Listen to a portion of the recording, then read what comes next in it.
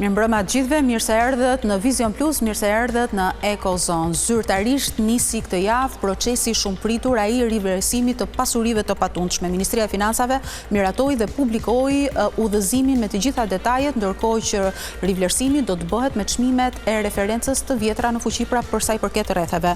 Rruga drejt juglindjes vijon të mbetet e bllokuar duke sjellë një sër problematikash edhe në aspektin ekonomik. Autoriteti rrugor ka nisur planin e përkohshëm atë të një rruge emergjence mbi shtratin e Hekurudhës. Tashmë pensione do të njihen edhe me Polonin. Qeveria shqiptare mundësoi marrëveshjen për njojën e ndërsjellë të pensioneve në Varshavë gjatë kësaj jave.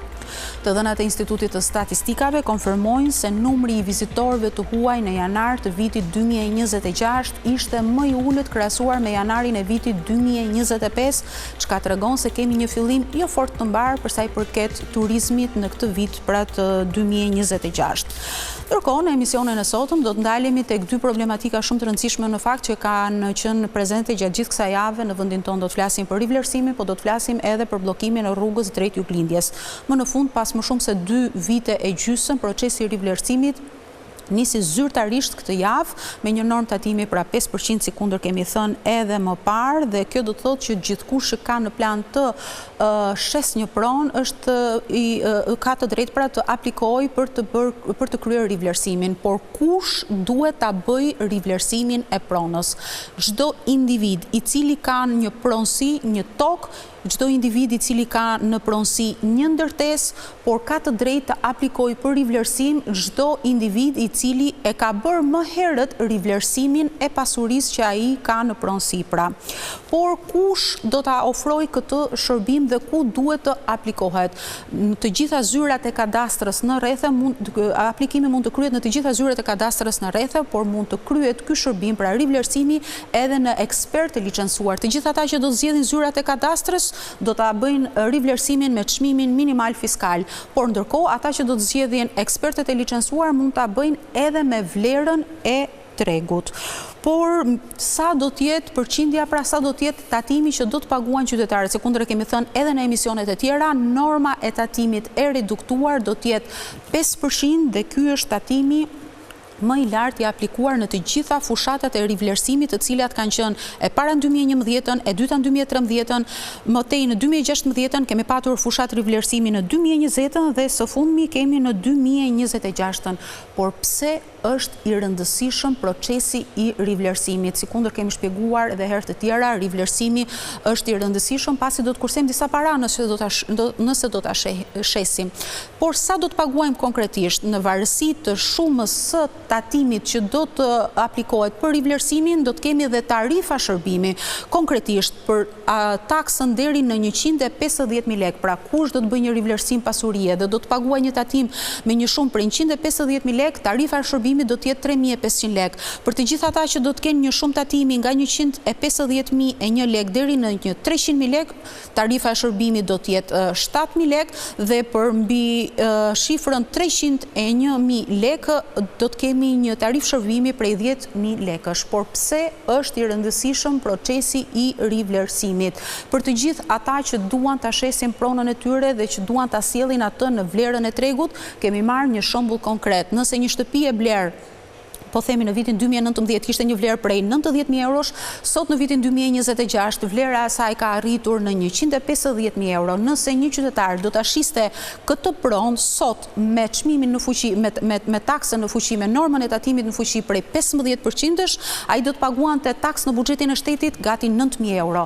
Me tatimin e reduktuar në 5% që ofron fushata e rivlerësimit, nëse nesër ai do të shes këtë objekt, pra këtë shtëpi, kursi që do të jetë afro 6.000 euro dhe do të paguaj në buxhetin e shtetit vetëm një shumë prej 3.000 eurosh. Pra, të gjithë ata qytetarët janë të interesuar, pra se mund të kursejnë para nga xhepat e tyre. Por, kujdes, për i vlerësimi është i vlefshëm vetëm për ata që duan ta shesin shtëpinë. Të gjithë të tjerët, nëse do ta kryejnë këtë proces, thjesht do paguajnë disa para më shumë në buxhetin e shtetit, por nuk do të përfitojnë asgjë në këmbim nëse nuk kanë në plan të shesin banesën e tyre. Do të analizojmë në pjesën e parë të emisionit procesin e rivlerësimit, duke dhënë të gjitha detajet e nevojshme, ndërsa në pjesën e dytë dhe të tretë do të ndalemi tek efektet dhe tek situata që ka sjellë bllokimi i rrugës në juglindje të vendit. Për gjitha këto na ndiqni.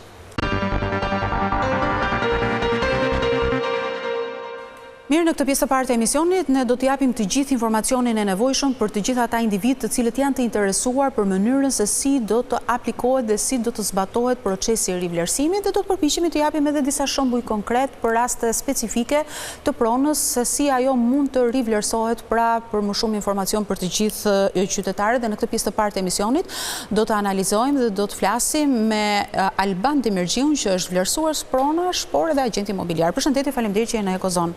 Alban, në fakt më në fund, pas 2 vite e gjysmë pothuajse pritje, që në maj 2024 ishte u bë propozimi i parë i deputetes atëhershme zonjës Gjula Meti, dhe sot kemi këtë javë, më saktë kemi konkretizimin në praktik të procesit të rivlerësimit. Çfarë do të thotë kjo për tregun, një pikë së pari? Tregu më në fund mori hapjen që ka pritur prej kohësh, pritej ky rivlerësim me 3% që nga ajo kohë që diskutuam, edhe vjen sot që jemi më në fund me një vlerë 5% mbi vlerën e shtuar të pronës nga koha që ka pasur regjistrimin e fundit apo rivlerësimin e fundit kjo pronë. Dhe sot kemi mundësi që këto raporte vlerësimi që ne kemi pasur mundësi që nga 1 janari të kishim tek klientët tanë apo tek personat që kanë të dashur të bëjnë rivlerësim, sot mund të bëjnë aplikimin pranë ASHK-s në Albania apo nëpërmjet. Po, këtu doja të ndalesha pak për ta marrë hap pas hapi, për të gjithë individët që janë të interesuar. Çfarë ndryshon në mënyrën se si do të bëhet aplikimi në raport me fushatat e tjera? Kemi ndonjë risi apo jo? Risia në këtë herë ka 2 gjëra. E para, ke mundësi që të bësh rivlerësim me çmimin e tregut, që vetë ligji e përcakton të mundshëm të bëhet nëpërmjet një rivlerësuesi të pasurive të paluajshme, një vlerësuesi të pasurive, një eksperti, ose me çmimet e referencës, të cilat aktualisht janë të vjetruara, po themi për rrethet. Sidomos për rrethet, po, për rrethet. Se Tirana i ka të reja. Tirana i ka bërë së fundit 2023 i ka qenë e fundit që është të azhurnuar për Tiranë. Ndërsa për rrethat vazhdojnë akoma të vitit 2018, diçka më. Në fakt, zyrtarisht ky ishte edhe arsyeja pse pati vonesa në implementimin e kësaj fushate apo në zbatimin e kësaj fushate, po prap qeveria nuk arriti që të nxjerrë referenca të reja. Nuk doli një hartë e re e vlerave të pronës. Këto që tham janë për apartamentet, për banesat, ndërsa për tokat, sepse vlerësimi bëhet për gjitha llojet e pronave, përfshihet tokat, janë nga 2016. Për tokën janë për 2016, për ndërtesat janë për 2018. Sot është në fuqi, është e vitit 2016. Po, e kuptoj. Çfarë do të thotë kjo për tregun apo edhe për qytetarët, zoti Demirxhiu? Pra në qoftë se një qytetar sot do ta rivlerësoj pronën për ta sjellë me referencat e vitit 2018, kur ndërkohë jemi në 2026 dhe ndryshimet dhe çmimet kanë mësuar një llatje të lartë. Prandaj është nevojshme që e para ai që ka një pronë duhet di ku është tregu afërsisht dhe se si e ka interesin për ta shitur shpejt apo për ta mbajtur në ato vlerë që ka. Qofse ai është interesuar për ta shitur shpejt, është mirë që ta bëjmë një ekspert të vlerësimit të pasurive të paluajshme. Pasi vetë, domethënë koha nga harta e fundit e pronës deri sot ka ndryshuar paktën për zonat Tiranës, periferia e Tiranës, zona e Bregdetit. Janë çmime që janë jo reale në ato zonat e referencës. Kjo është ajo që duhet bëj. Se cili nga ne që ka një pasuri të paluajshme, do duhet fillimisht të bëj një pyetje tek një ekspert. Ti thot, zona që unë kam, sa e ka referencën? Dhe mua më leverdis që ta bëj me referencë, do kam para tani apo me vlerë tregut. Që ta bëj apo me vlerën e tregut, dhe jam realist dhe jam i mbrojtur që për një kohë të paktën 4-5 vjet unë jam i mbrojtur që edhe në rast shitjeje nuk do ketë kosto. Dhe unë jam me 1/3 e vlerës tatimit që paguaj tani. E kuptoj. Pra, pa marrë këtë përgjigje, le të themi, nga një ekspert i fushës, qytetarët bëjnë mirë të mos ndërmarrin nismën për rivlerësim. Që të pyesësh një ekspert me një telefonat apo një takim, nuk ka. Pra një konsult është më e vlefshme. Nuk ka shpenzim fillestar, pastaj nëse do bëhet raport i vlerësimit, do duhet bërë një ekspertim në vend të... Po për ta sqaruar, kadastra, nëse një individ zgjedh që ta bëj rivlerësimin në kadastër, ai do të jetë vetëm me çmimet e referencës, ndërsa nëse zgjedh ta bëj tek një ekspert i licencuar, mund të marri ose mund ta kryej edhe me vlerën e tregut? Atëherë, nëse aplikon direkt vetëm me dokumentin e pronës, pas një lloj dokumenti tjetër ekspertize, kadastri është e detyruar ta bëjë me çmimet e referencës që ajo ka në hartën e fuqi. Po. Që do thotë, një apartament në Pomar Astirin, një apartament në Astir, sot referencën e ka diku ke 77.000 lekë. Kur vlera e tregut mund të jetë rreth 1.100 deri 1.300, me zona më shkojë edhe 1.500 euro, po thënë. Është diferenca, po thuaj se... E ndjeshme. 1.5 herë, krahasim me dy. Dhe nëse dikush është për ta shitur sot këtë pronë, detyrohet, nëse vlera është e shtuar, po them 50.000 euro, detyrohet paguaj me 15% kur s'ka pse ta bëj këtë pagesë. E kuptoj. Në fakt, për të rikthyer edhe një herë tek pyetja e aplikimit. Tham që aplikimi bëhet në e-Albania? Aplikimet janë e-Albania. Ose pranë një zyre noterie, ose direkt pranë një vlerësuesi prone, që mund ta bëjë dhe ai aplikimin? Jo, vlerësuesit e pronës duhet të kenë një prokuror që të mund të aplikojnë për dikë tjetër.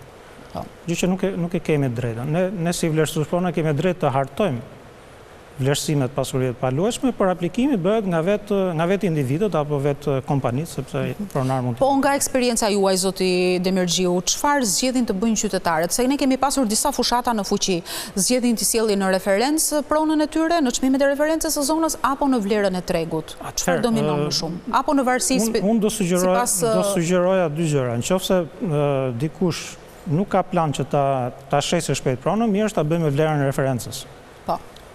Nuk ka pse paguan paraprakisht, kur nuk ka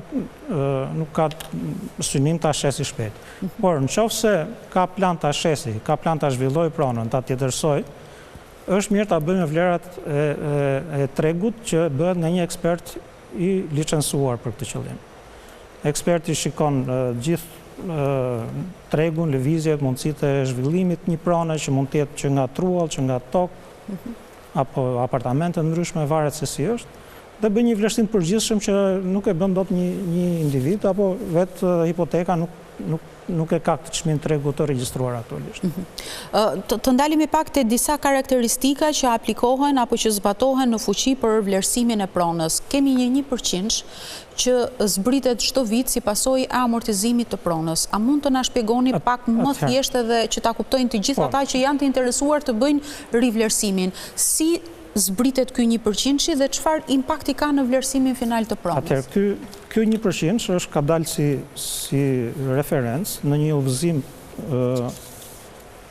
ose më saktë një vendim të vitit 2018, 132/2018, që përcakton mënyrën dhe metodologjinë e përcaktimit të vlerës së taksueshme të pronës. Po. Dhe si zbatohet ky 1%? Për shembull, aplikohet për çdo lloj pasurie, për çdo lloj ndërtese? Jo, është vetëm për banesat. Vetëm për banesat, për ndërtesat. Për objektet, pra. Dhe për çdo lloj objekti, qoftë i ri i vjetër. Është për çdo lloj objekti që ka kaluar më shumë se sa një vit nga vënia në funksion dhe marrja e certifikatës. Po. Që do të thotë, nëse një apartament sot ka 10 vjet që është i regjistruar në hipotekë, ai ka drejt ta uli vlerën deri në 10%. 1% për çdo vit. 10% nga çmimi i referencës. I referencës së zonës. I referencës. Dhe kjo ku mund përdoret, sepse ka një kështu, ka një paqartësi në përdorimin e këtij. Po përdoret vetëm në rastet kur çmimi i referencës është më i lartë se sa çmimi i tregut. Do të thënë, ka apartamente, sidomos ata që janë të vjetra, janë para 90-s, që çmimin e referencës e kanë shumë më të lartë se sa vlera do të thënë çmimi i referencës është më i lartë se çmimi i shitjes. që thotë qytetarët janë detyruar, po të mos ishte kjo 1%, janë detyruar të paguajnë deri 30% më shumë për një vlerë që nuk ja marrin. Po, që nuk është aq, pra, nuk është reale. Sepse shitja do jetë patjetër do jetë me çmim tregu, do jetë më i ulët, nuk ka blerë se ta blenë me çmimin e referencës. Po. Dhe atëherë lindet drejta që të bëhet kjo zbritje nën çmimin e tregut. Po kjo nuk mund shkojë më shumë se sa 30%. Po. Do të thënë qofse pavarësisht se ai mund të ketë 50 vite objekti ndërtuar, një objekt mund të jetë i kohës para 90-s, ai nuk mund të ulet më shumë se sa 30% nga referenca. Nga referenca. E kuptoj. Dhe kjo përdoret vetëm një herë për shitjen e parë. Për shitjen e parë. Po. Si e impakton kjo në finale? Në finale dikush që ka një apartament të vjetër dhe do ta shesi, sot do të ishte i detyruar, po të mos kishte këto 1% të paguante me çmimin e referencës, pavarësisht se shitja do ishte 30 apo gjysma e vlerës së sa referencës. Pra do paguante më shumë. Do paguante më shumë. Atëherë këtë mund ta përdori. Por kjo nuk shërben në rastin e çmimit të tregut. Qofse tregu është më i lartë se sa referenca, kjo vlera 1% nuk të shërben. E kuptoj. Sepse është gjithmonë ligji thotë është diferenca e shitjes me vlerën fillestare që ka bërë personi që ka pronën. Po, të marrim një shembull tjetër, zoti Demirxhiu. Kam dëgjuar për shembull që kemi prona të regjistruara të cilat nuk kanë një vlerë konkrete. Si ta kuptojmë këtë? Atëherë, në një farë mënyrë ligji. Se një pronë regjistroka pa një vlerë? Kam përshtypjen se ka qenë pjesa e kalimit të domethënë regjistrave nga regjistra hard ose hard copy në regjistra elektronik. Nuk kanë pasur kohë që t'i hedhin informacionin e vlerës apo kontratat e shitjes blerjes me vlerën reale në kartelat e pasurive. Në këtë rast janë të detyruar që të marrin referencat ose të hynë edhe të gjejnë kontratën e shitjes blerjes specialistët, sepse janë pjesë e dokumentave të dosjes brenda në hipotek. Se cila dosje prone ka një kontratë shitje blerje etj.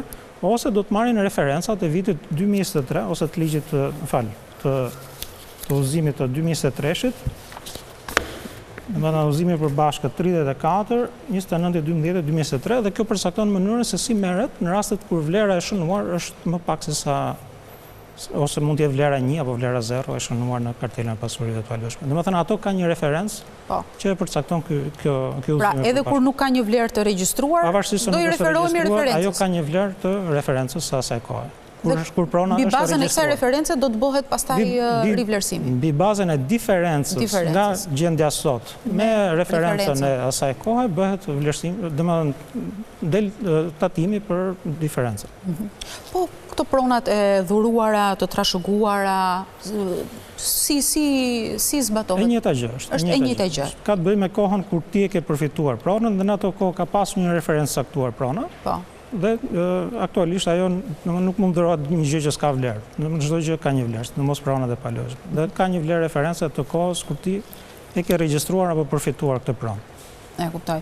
Po por pronat që i kemi privatizuar ndoshta në vitet 90, mund të ketë individ, mund të ketë familje që jetojnë në ato pallate të vjetra, po themi, dhe që nuk kanë përfituar apo nuk e kanë bërë asnjëherë aplikimin e rivlerësimit. Ata janë edhe më të përfitojnë edhe më shumë sepse ky ligj i jep mundësinë që ata të vinë në çmimin e tregut apo çmimin e referencës sot.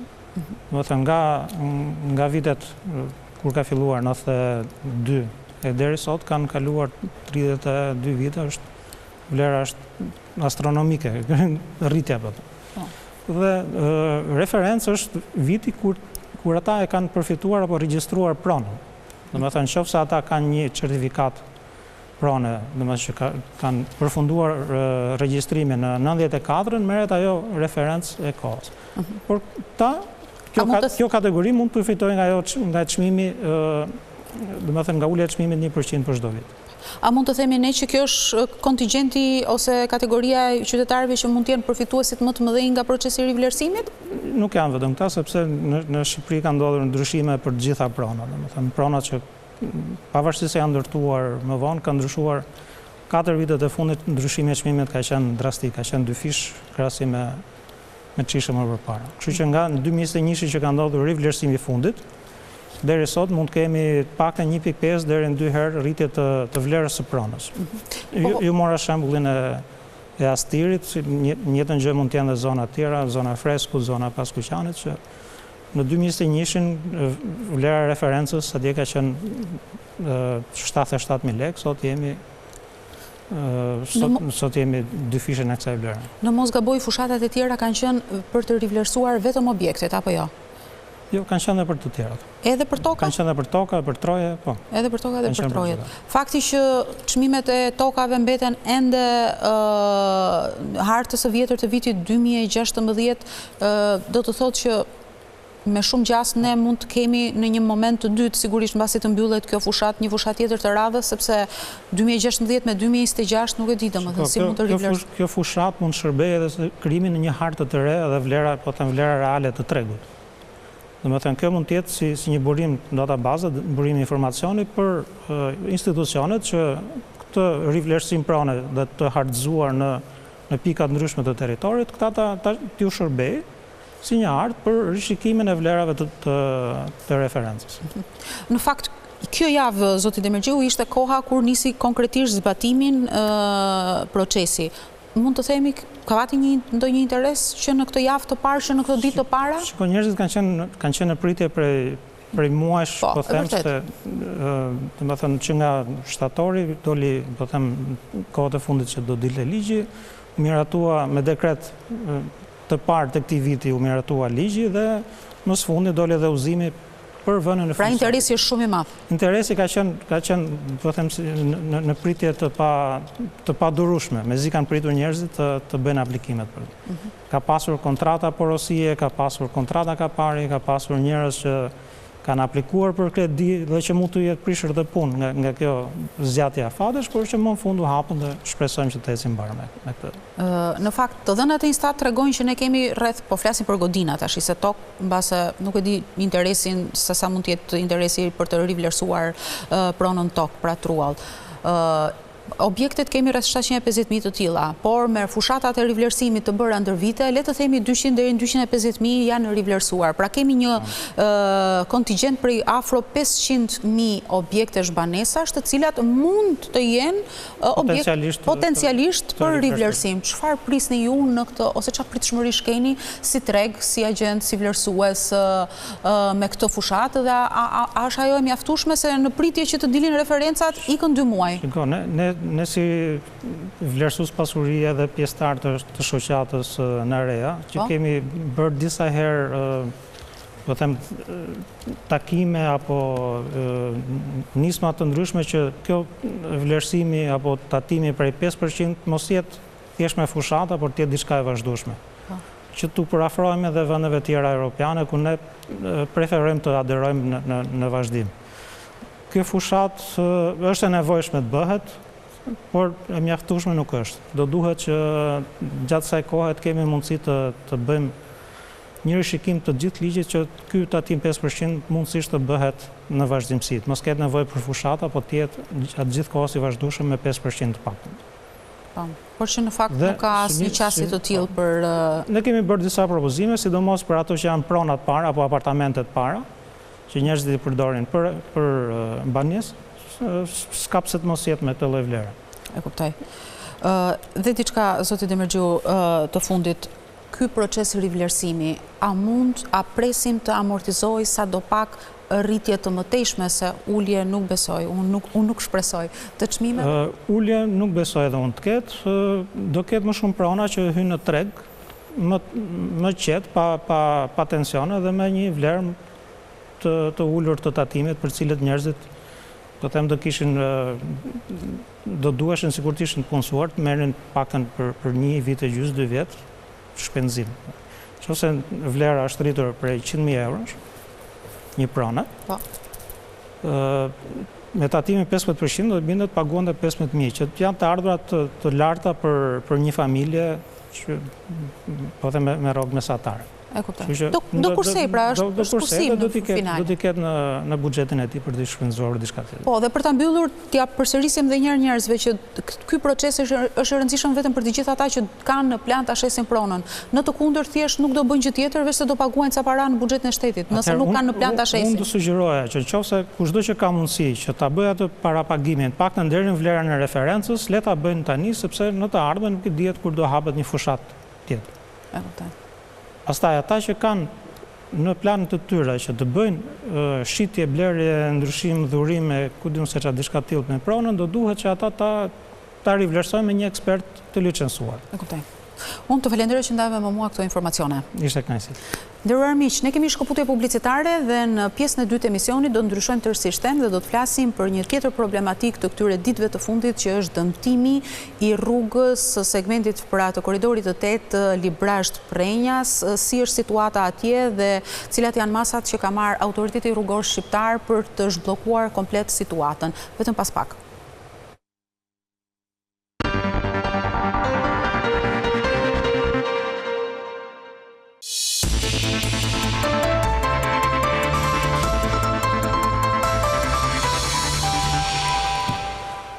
Mirë, jemi në pjesën e dytë të emisionit dhe sekundër e njoftova, do të ndryshojmë tërësisht temë dhe do të ndalemi tani tek një tjetër problematik shumë e rëndësishme në fakt që ka prekur këto ditët e fundit para prej më shumë se një jave, i gjithë aksi rrugor i juglindjes është i izoluar për shkak se sekundër jemi i njoftuar, pra është shëmbur një pjesë e segmentit të rrugës Librazht-Prenjas dhe konkretisht pra në zonën e arave të Dragostunjës. Rruga është e pakalueshme duke bërë që i gjithë trafiku të devijohet në një tjetër rrugë alternativ, ndërkohë që i gjithë juglindja thuajse është në një farë mënyrë e izoluar duke sjellë dhe efekt domënon në një sër aktivitetesh të zonës.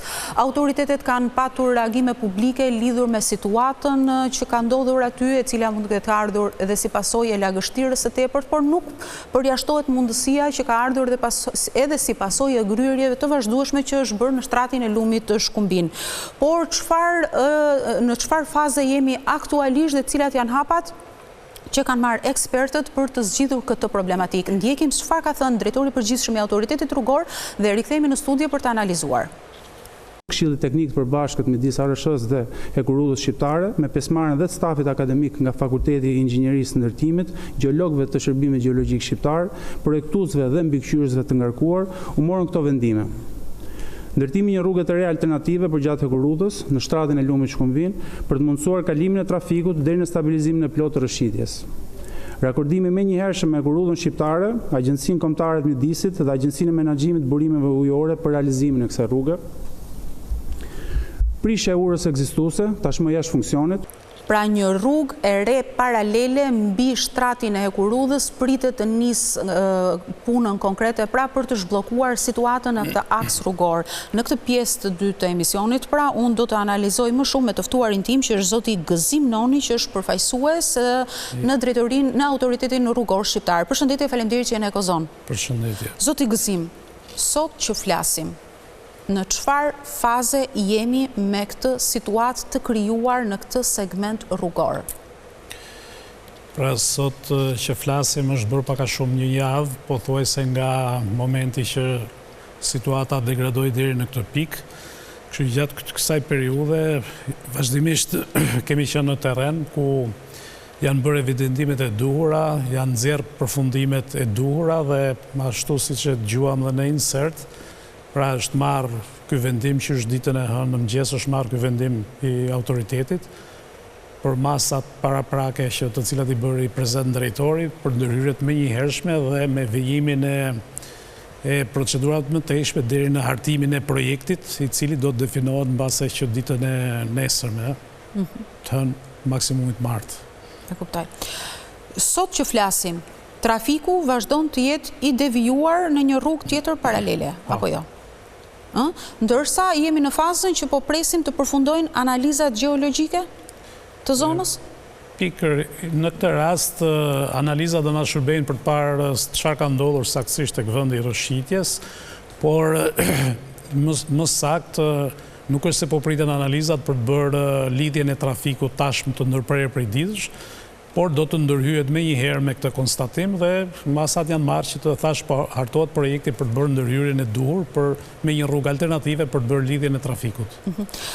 Zoti Gëzim, në fakt ne do t'i kërkoja regjist që kemi edhe një video me idenë për ta kuptuar pak më thjesht të asaj se çfarë mund të ketë ndodhur aty në atë zonë.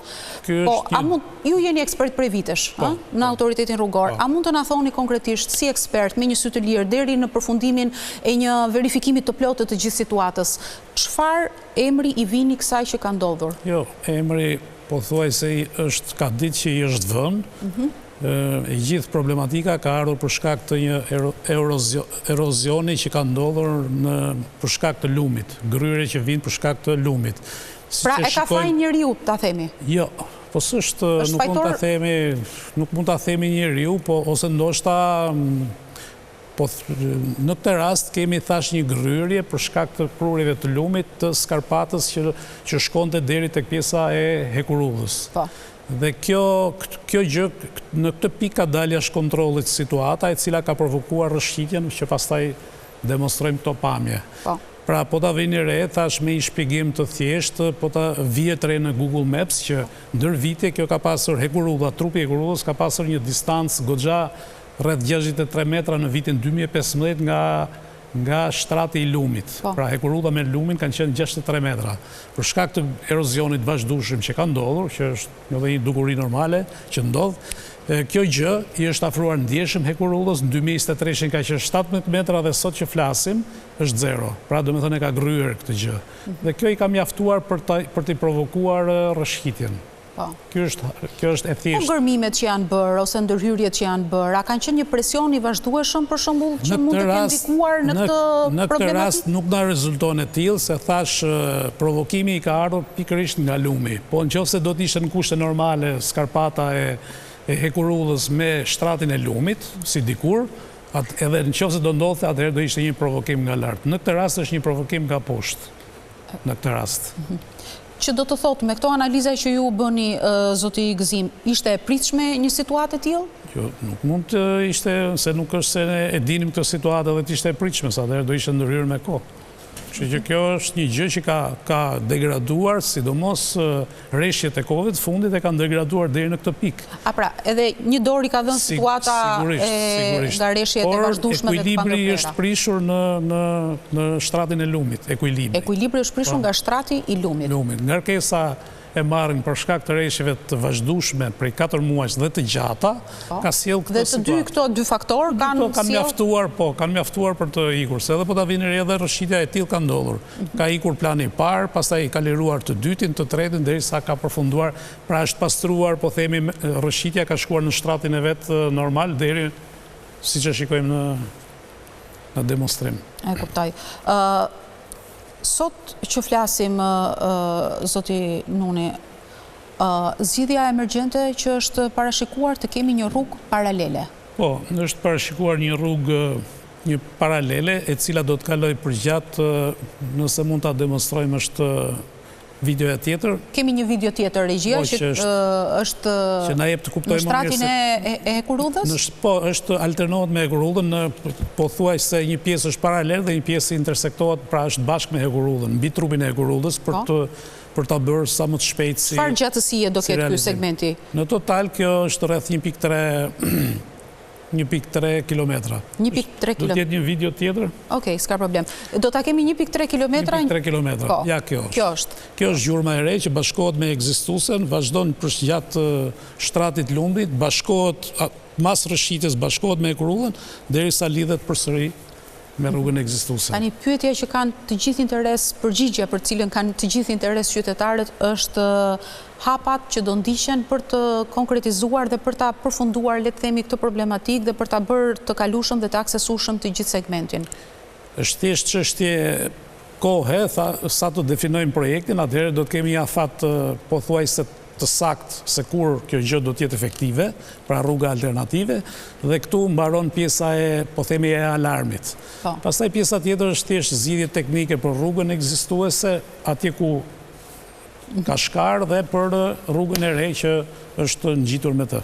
Po mirë, ju jeni ekspert, zoti Gëzim. Tani kam dëgjuar edhe njerëz të tjerë që janë shumë ekspertë të tjerë, po. Ekspertë të tjerë të fushës, të cilët thonë që situata e krijuar, domethënë ndoshta do shumë janë ata jashtë fushës, po okay. Okej. Por janë të mendimit që situata e krijuar mund të kërkojë deri në disa muaj kohë për t'i dhënë zgjidhje përfundimtare situatës. A jemi në këtë situatë sipas gjykimit tuaj? Nuk jemi në këtë situatë, se aty aktualisht vazhdon puna. Kështu që do të pastrohet pjesa që ka probleme, do të bëhet, janë duke u bërë, ka filluar shpimi me sonda për të marrë rezultatet e para, dhe shumë shpejt do të kemi një situatë për të ditur saktësisht se çfarë probleme ka në toka dhe më njëherë do të merren masa për të bërë ndërhyrjet e duhura. Pra nesër e në vazhdim, pra nga e hëna e në vazhdim të javës që vjen, ne do të kemi një projekt final ose një përgjigje finale për rrugën alternative që të bëhet lidhja e trafikut. Pjesa tjetër është vazhdimi i kontratës për realizimin e punimeve dhe nuk ka asgjë tjetër. Njëkohësisht do të bëhet edhe besoj edhe lidhja e rrugës ashtu si qishte, e besojmë të gjë, por do të shohim rezultate analizave. Fakt, kam dëgjuar që ka edhe ndërhyrje për të ndryshuar orientimin dhe rrjedhën e lumit në këtë zonë? Është bërë një devijim që është bërë tashmë është tek ato masat që sapo përmendi drejtori i përgjithshëm që u shpall që ditën e parë.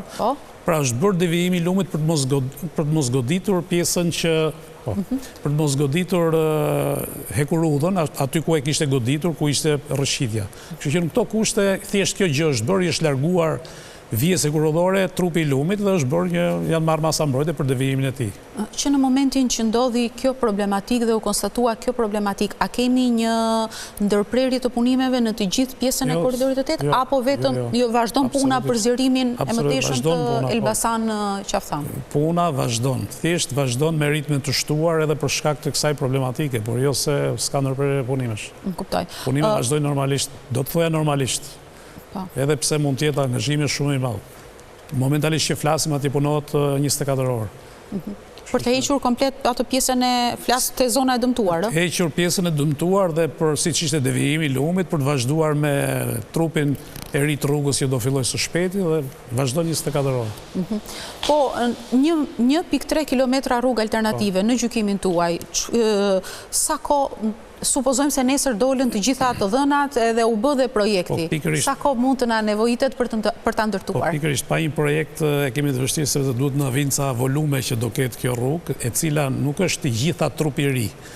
Pra është një pjesë rreth 300 metra është e re, që do jetë mbushje, dhe pjesa tjetër është në trupin e Hekurudhës, pra do alternohet me trupin e Hekurudhës, do jetë mbi trupin e Hekurudhës, kështu që pak a shumë kjo pjesë konsiderohet si e gatshme dhe për të përfituar kohë. Kjo është arsyeja që pra duhet kemi që të mos të stonojmë në dhënie afatësh.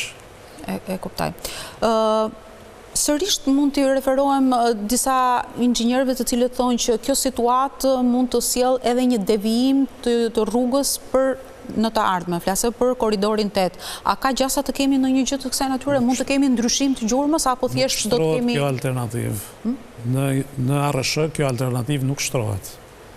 Pra nuk është kjo opcion dhe nuk diskutohet. Thjesht rruga ekzistuese do të vazhdoj, por thjesht do të merren masat e duhura për ta bërë... Patjetër, po. Për ta bërë efektive, po. Për ta kthyer në normalitet edhe për të vazhduar jetën e saj, si më thënë. Në fakt kemi të bëjmë me një korridor që është korridori 8 Zoti Gzim, që është një... Po e ndërtojmë, korridorin 8 po e ndërtojmë. Është një rrugë strategjike, ka rëndësi të madhe dhe gjithë problematika e krijuar në fakt është e pahasur më parë. Po korridori 8 në vetvete nuk është problematike e korridorit 8. Jo, flas lidhja që krijon, impakti që ka, sigurisht. Sigurisht, është një impakt që normal që askush nuk e dëshiron, por për një arsye natyrore të që jemi para këtij fakti. Jemi në kushtet që ka ndodhur ky bllokim, nuk kemi komoditetin e të lëvizurit siç ishte, por të mos harrojmë se para pak kohësh kjo gjë nuk do ishte e mundur, nëse nuk do të ishte rikonstruktuar një aks tjetër siç është ai Maliq-Lozhan, Strelc-Gramsh, do të ishim në një situatë komplet tjetër, se do të detyroheshim edhe ai Korç, Ersek, Përmet, Leskovik, Përmet edhe ai është rikonstruktuar. Kështu që jemi në tjera kushte, domethënë ekziston kjo mundësi, pavarësisht se nuk është komode për të gjithë ata që e bëjnë këtë gjë, por është një alternativë e domosdoshme e momentit. Pra, për ta përmbyllur, le të themi, jemi që në javën e ardhshme presim një projekt final të detajuar teknik lidhur me gjurmën e re, 1.3 kilometra. Pak a shumë gjurma është kjo që ju tregova, por thjesht do të... Dhe për të pritur dhe për të nisur konkretisht punimet në terren, por derisa të mbërrim në këtë fazë, Zoti Gzim, çfarë mund të themi të gjithë qytetarëve që duan të shkojnë në juglindje të vendit? A janë marrë masa për orientim, për bashkëpunim edhe me institucionet e tjera, siç është policia, për të orientuar lëvizjen dhe për ta lehtësuar aq sa mundet? Sigurisht, bashkëpunimi dhe bashkërendimi i kësaj problematike me gjitha institucionet në këtë rast ka qenë ka qenë mjaft i mirë. Kemi pasur bashkëpunim të vazhdueshëm me policinë e shtetit, kemi pasur me hekurullat gjithashtu, me emergjencat civile, me policinë do me thënë janë të gjithë faktorët e përfshirë, shërbimi gjeologjik shqiptar dhe fakultetin e ndërtimit ku ne jemi konsultuar vazhdimisht, pra kanë qenë shumë institucionet të azhërnuar në këtë moment për të bërë më të mirën e mundshme në gjitha drejtimet deri në menaxhimin edhe të lëvizjes mallrave dhe qytetarëve. Pavarësisht se është e sforcuar, por ne i kemi dhënë orientimet tona, vazhdimisht i kemi bërë njoftimet e duhura, ku jemi përgjigjur kërkesave, emaileve, ku në çdo moment nuk kemi hezituar ta bëjmë këtë gjë. Duke respektuar atë faktin që ju thoni që është pothuajse pak e pamundur për të patur një afat konkret të gjithë zgjidhjes së kësaj situate, më e pakta që mund të themi qytetarëve është që edhe për një muaj kjo situatë nuk besoj se mund të digjej zgjidhje, sepse do marr kohën e vet. Okej, po nuk dua të nxitoj të marrim në kosto shtesë pa folur me një projekt përpara. Sa ai do na tregoj saktësisht se çdo kemi për të bërë. E kuptoj. Unë uroj dhe shpresoj për një zgjidhje sa më të shpejtë. Ju të falenderoj që ndave me mua këto opinione. Faleminderit juve. Nderuar miq, kemi sërish një shkëputje publicitare dhe do vijojmë edhe në pjesën e tretë e emisionit të flasim mbi efektet që po prodhon bllokimi dhe dëmtimi i rrugës në segmentin konkret prap Librazht Përrenjas për bizneset e zonës së Juglindjes. Vetëm pas pak.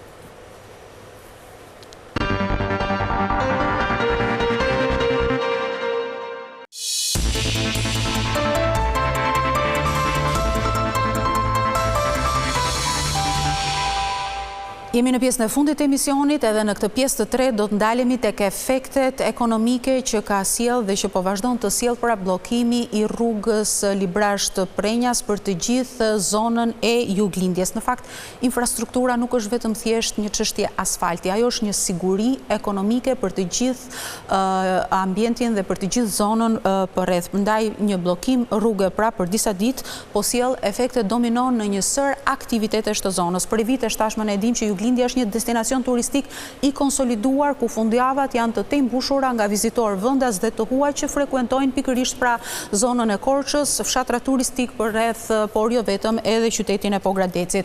Ndaj në këtë pjesë të tretë e emisionit do të flasim me operatorët turistik të zonës dhe do të kem tani në një lidhje direkte zotin Anton Falo nga Voskopoja. Përshëndetje zoti Anton, faleminderit që jeni në këtë lidhje direkte. Përshëndetje dhe juve. Zoti Anton, u bë gati një javë që kemi një bllokim të rrugës drejt Juglindjes, pra rrugës ekzistuese pavarësisht devijimit që ka psuar ajo në rrugën tjetër alternativ. A mund të na thoni si ishte kjo fundjavë për ju në zonën tuaj? Kjo fundjavë që jemi zero, të prende dhe të shtunë, asnjë dhomë, asnjë telefonat për të ardhur. Edhe e djela fare një tavolinë jashtë zakonisht keq. Ndërsa një javë më përpara atë ditë që ndodhi shtembja, nga 70% më anulluan. Nga 10 dhoma marrën vetëm 3 dhe mund të diel duhet punoja afërsisht me 30 tavolina her pas here, kisha vetëm 4 dhe që të 4 ishin nga Korça që si pengonte rruga, jashtë zakonisht jemi shumë keq. E kuptoj. A ka ndodhur ndonjëherë në një situatë e tillë më përpara duke përjashtuar vetëm vitin 2020, kohën e pandemisë apo jo? Jo, vetëm në Covid, vetëm në kohën e Covid. Kishim anullime kështu, po jo për rrugën, ndonjë shembje që pati rruga Qukës qaftë Ploçë, mirë po jo në këtë mas që të anulloheshin stadjet, të anulloheshin 2-3 dhoma, 20-30%. Po që të anulloheshin 70% javën e kaluar dhe këtë javë që jemi që sapo po mbyllet, të mos kesh asnjë dhomë, as të prente, as të shtunë, është gjë shumë e vështirë. Po çfarë do të thotë kjo zoti Anton për biznesin që ju përfaqësoni? Sepse situata është që ende nuk kemi një afat konkret se kur do të kemi një normalitet të kalimit në këtë segment rrugor. Çka do të thotë që më e pakta minimalisht mund të marrim një muaj kohë, më e pakta. Kjo do jetë pas e katastrofë, kjo se vazhdon një muaj kohë do jetë katastrofë, pasi neve kemi dhe punëtorë dhe nuk i lem dot. Megjithse unë nga jena deri të premten, këtë të premte që kalovi, e kisha mbyllur restorantin dhe hotelin se nuk ka njerëz, nuk pati as të premte as të shtunë, s'kam që ta mbaj gjatë javës, dhe jam detyruar me punëtorët i marr, po punë jashtë restorantit dhe hotelit, pra shitin lule, heqin bara të këqia, i mbaj nga bletit dhe jam dhe bletar, mbushin vazo me lule se më vjen keq t'i lese, pastaj t'i ikin dhe nuk i gjen dot më me keq atë. Po. E vërtet, ky është edhe një tjetër hall më vete, pra që i bashkangjitet të gjithë efekteve që sill bllokimi i rrugës, por ne urojmë dhe shpresojmë që situatat më gjej zgjidhje sa më shpejt, po ndoshta për herë të parë Korça do të jetë e boshatisur, le të themi, ose edhe fshatra turistik përreth edhe për 7-8 marsin, se kemi hyrë edhe në muajin e festave të 7-8 marsit.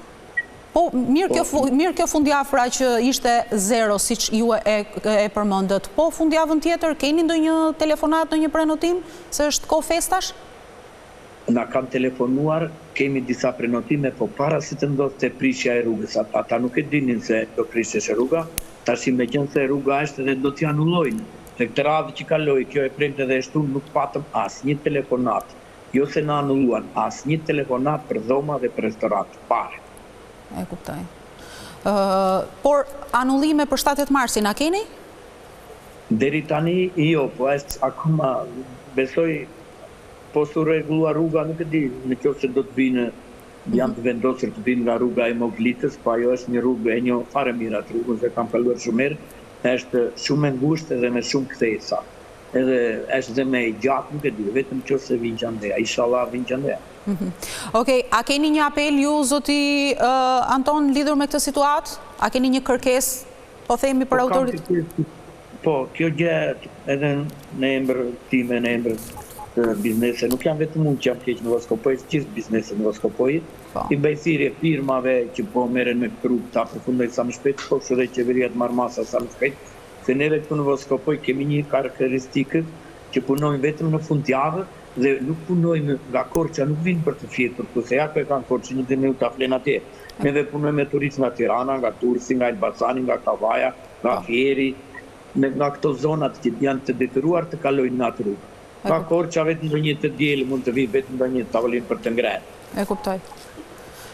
Ne urojmë dhe shpresojmë që kjo situatë të gjejë zgjidhje sa më shpejt, zoti Falo, të falenderoj për këtë lidhje direkte.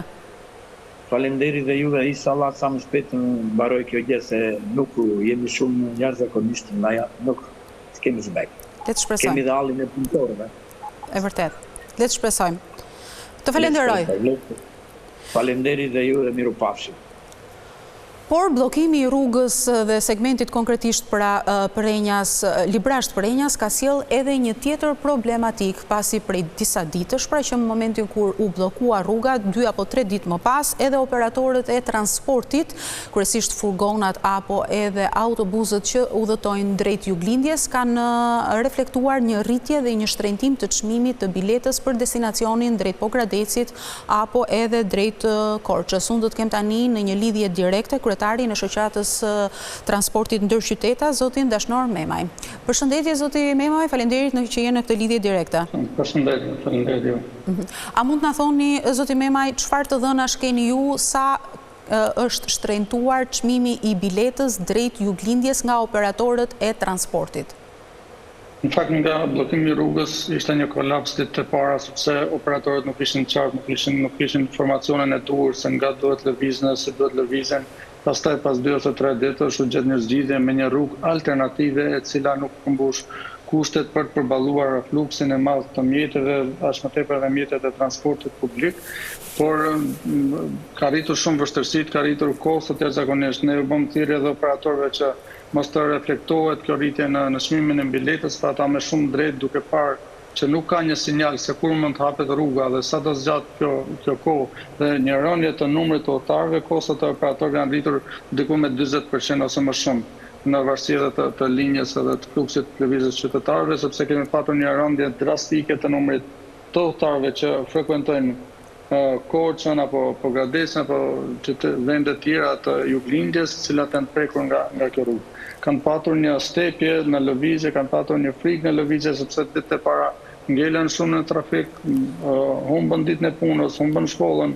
Ka njerëz cilët nuk e përdoren vetëm për punë, po themi punë të thjeshta, por ka edhe njerëz cilët e kanë të domosdoshme lëvizjen nga Korça drejt Tiranës. Patjetër se sidomos ata që e kanë nevoja shëndeti mbi të gjitha. Vetëm ato aktualisht po lëvizin në transportin publik, që do të thotë është në një rënje drastike numri udhëtarëve, në një rënje të ardhurave, pavarësisht të kësaj ne nuk kemi patur një një tresë përbashkët me institucionet përgjithëse për të parë një zgjidhje alternative se kujt do t'i kaloj kjo kosto e shtuar. Do të jetë shteti në rast të emergjencë që do të subvencionojë operatorët apo operatorët do të rrisin çmimin e biletës e do ta përballojnë. Zoti Memaj, po sa e drejtë është ky reagimi kaq i menjëhershëm dhe kaq i shpejt i operatorëve të transportit për të rritur çmimin?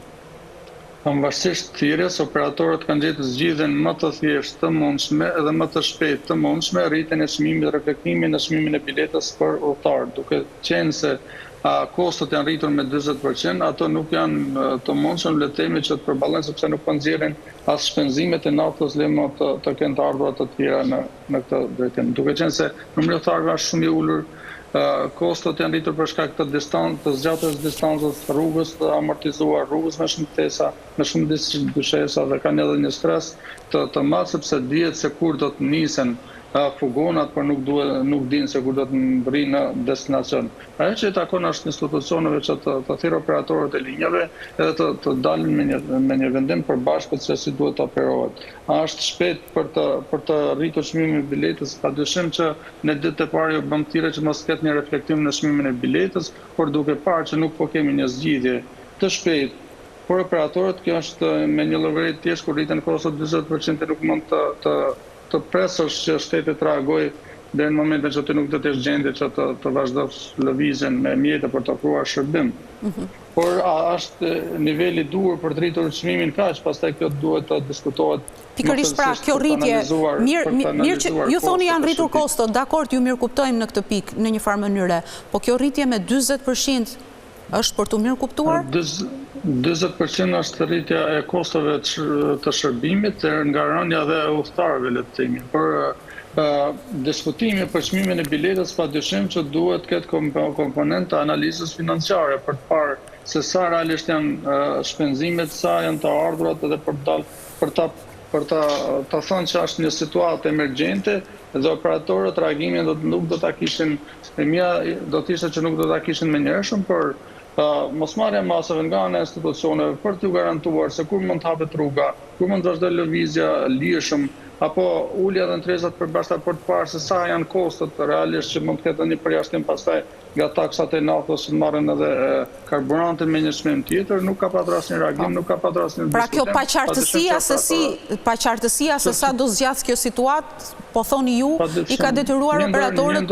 Një ndër shkaktarët kjo është, pastaj është edhe rënja drastike në numrin e udhëtarëve, është edhe rritja e kostove dhe vështirësia gjatë rrugës, sepse ne kemi parë çdo ditë media që dihet nisja kur nisesh, por nuk e di se kur do të mbrish destinacion. Tu desha të ndalesha pak çaste, zoti Memaj.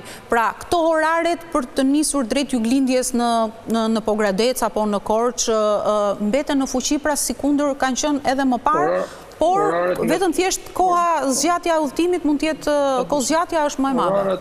Oraret të nisjes nga terminalet respektive, nga Korç apo nga Tirana apo nga Pogradec janë oraret që janë nisjes edhe dihet kur do të nisen.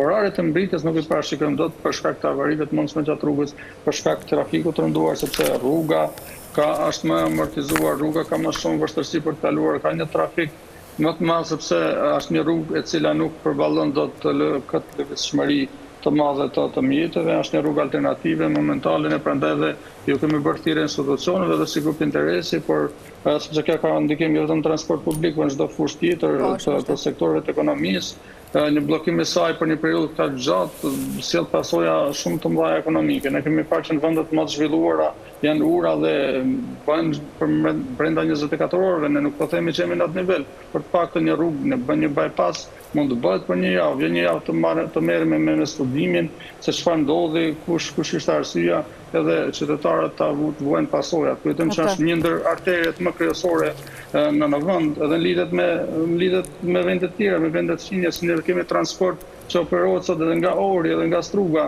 Ata janë bllokuar fare dhe nuk ofrojnë atë shërbim në drejtim të Tiranës. Unë shpresoj që kjo situatë gjejë një zgjidhje sa më të shpejtë, zoti Memaj, dhe mbi të gjitha shpresoj që kur të zgjidhet i gjithë problematika, të paktën çmimet të shkojnë aty ku ishin, se ndonjëherë këto tarifat e rritura mbeten në fuqi edhe kur zgjidhen problemet. Padyshim që tarifat duhet shkojnë, ne kemi rekomanduar që mos të rriteshin, por me qenë se u rritën se përballojnë kostot, tarifat në momentin e hapjes rrugës, padyshim do të shkojnë në nivelin që ishin sepse janë institucionet që vendosin për çmimet për kilometër për transportin ndërqytetës, nuk janë operatorët. Operatorët është moment krize, moment emergjence që kanë vendosur këtë formë. Unë të falenderoj që ndave me mua këto opinione dhe uroj dhe shpresoj që gjithë kjo situatë të gjejë një zgjidhje sa më të shpejtë. Faleminderit, shpresoj. Ishte kjo në fakt një pjesë e realitetit që po prodhon dëmtimi dhe bllokimi i rrugës pjesë e korridorit të 8 pra drejt juglindjes së vendit. Në fakt kjo ishte gjithçka që kishim përgatitur edhe për këtë emision. Unë ju falenderoj që na ndoqët dhe bashkë do shihemi të dielën e ardhshme. Deri atëherë mirupafshim.